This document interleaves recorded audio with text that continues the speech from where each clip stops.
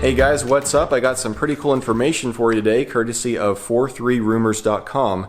Now that is a camera equipment rumor website that focuses specifically on Panasonic and Olympus 4/3 equipment. Now I thought this would be a pretty quiet fall in terms of new releases, so I was really surprised when I saw this mention of a Panasonic G9. Now from what I've read, this looks like a replacement, a rather upmarket replacement for the G85.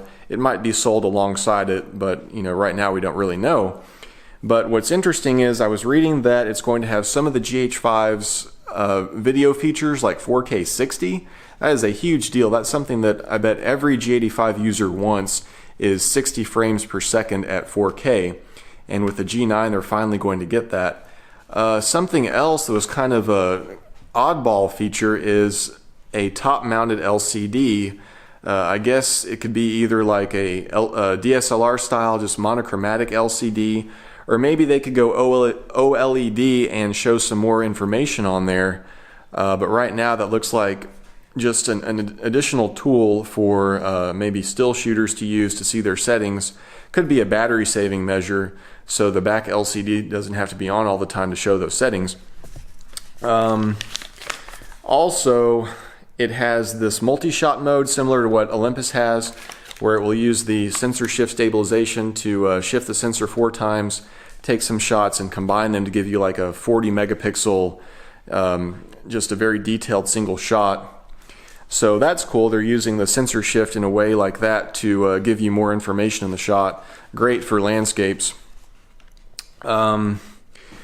So yeah, and then the last part of the puzzle is the price. They're saying it's going to be around $1,300 to $1,400, which sounds steep, but the way I see it, if they come out with the G9, which has some of the most wanted GH5 features and a smaller G85 style body, targeted at still shooters with that new 20 megapixel sensor, I think they might have a hit, because not everybody wants all of the video features of the GH5, and I bet a lot of people don't want the size of the GH5, because I really considered buying one, but at the end of the day, like, it is a big camera. It is significantly larger than the G85 and way heavier.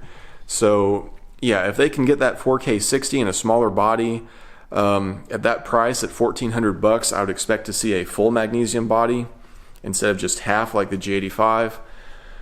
Aside from that, yeah, I mean, that new 20 megapixel sensor is a lot cleaner than the 16 megapixel sensor when you start lifting shadows and really pushing the exposure. So there could be a lot to like in this new camera. And the best part of the rumor, I think, is they're saying it's going to be announced on November 8th. So that's like a week and a half away.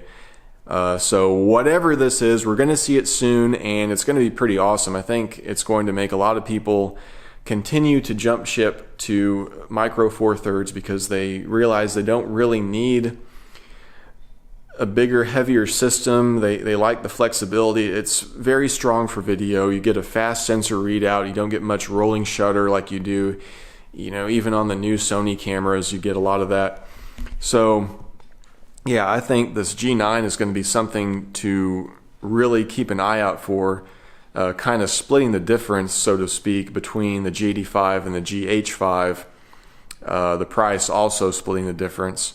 So it's pretty cool they're doing this, supposedly, because this tells me that there's enough of a market for them to move this camera up market and still kind of draw a line between GH5 shooters and G85 shooters, but still give the G85 shooters a little bit more without having to go to the cost and the size and the weight of the GH5. And the other thing is the GX8, is it dead? I mean, now it's 3 years old. I thought that would be the next body to be updated, and here we are, and the G85, which is just barely a year old, is supposedly being updated. So yeah, I mean, maybe the GX8 is dead. Maybe this camera is taking the GX8 spot with a G85 style, GH5 style body, because traditionally the GX8 was seen as the still shooters Panasonic camera because it had that newer 20 megapixel sensor in the rangefinder style body. So yeah, I mean, this is just a further tweak of their product layout strategy, I guess. Alright guys, well thanks for watching, and when this camera lands in a week and a half, I'll do a follow-up video and just talk about what actually shakes out. Alright guys, thanks for watching.